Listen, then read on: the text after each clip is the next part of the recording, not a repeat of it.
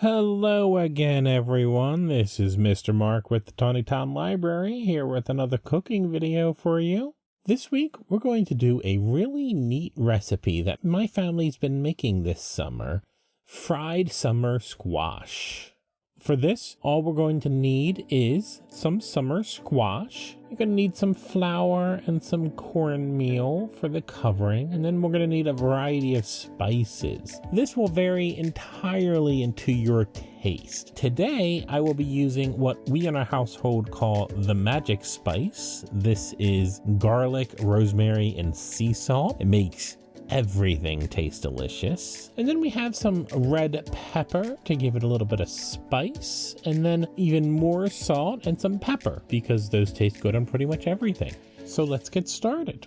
And our first step is to put our covering in a gallon baggie. And we're going to use this to mix it up and cover the squash once it's cut. We're going to start off with 2 tablespoons of the cornmeal. And this is another recipe that's really quite forgiving. You can include a little extra, a little less, and you don't have to be exact in all your measurements. And all the spices are basically to taste. And then we're going to do 1 tablespoon of flour, and it doesn't really matter what kind of flour, but I'm just using all-purpose here. And then we're going to mix in our spices next, and we're going to start off with our magic spice, the garlic, rosemary, and sea salt. And I'm going to use about half a tablespoon. You can basically use as much or as little spice as you want. I'm not even going to measure the chili flakes or the salt and pepper. I'm just going to pour in what seems like a good amount. Grind a little pepper in there.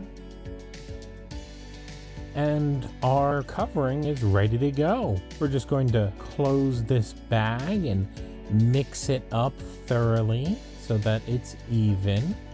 Now we're ready to cut our squash.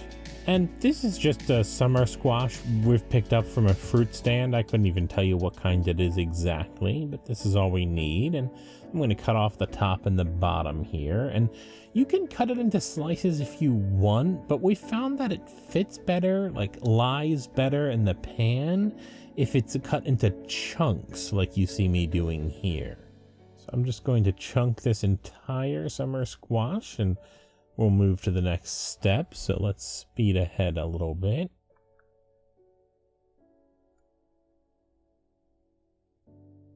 Now that it's in chunks, we don't need to do anything else to it. We're just going to drop all of these into our gallon bag with the covering.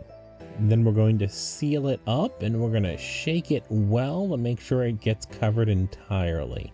We don't need to cover the squash with anything because as the squash is exposed to air, it'll release a little bit of natural juices, and that's all we need to make the covering stick to it. So I'm just gonna shake this a bunch, and then we're going to let it sit for at least 15 minutes. There's really no harm if it's longer.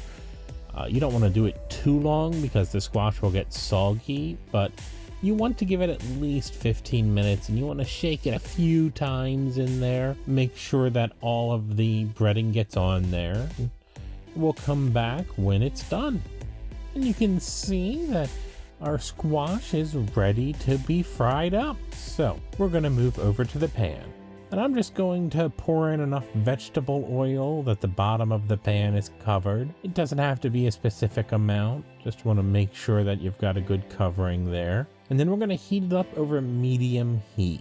We just want to let the oil get to a decent temperature before we start the frying. So I'm going to skip ahead to when the oil's heated up. And I can feel that it's a good temperature. So I'm going to grab my squash and I'm just going to drop it all in the pan one by one. I've got some tongs here. So we're just going to get all of this squash into the pan.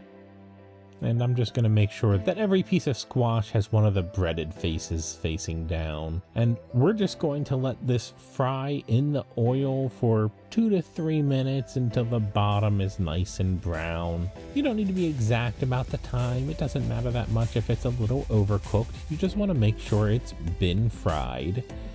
So we're just going to leave it for a couple minutes here and then come back and we'll be flipping all these pieces. You can see that when we pick the piece up, the bottom's turned a nice little golden brown. So we're going to flip all the pieces in the pan and then give it a few more minutes. And we'll just skip ahead again to the end when everything's fried up. And when I pick up one of the pieces, it looks cooked to me, so this is ready to go. We're just gonna grab these pieces, put them on our plate, ready to serve. Shaking as much of the oil off as I go, of course. And what we have left is a delicious plate of fried summer squash. And this is good as a side with dinner or as a snack during the day, and it is so delicious dipped in ranch. It's just been a delightful little thing we've been making this summer that I hope you enjoy as well. Let us know in the comments if you tried it out, and I hope we see you next week.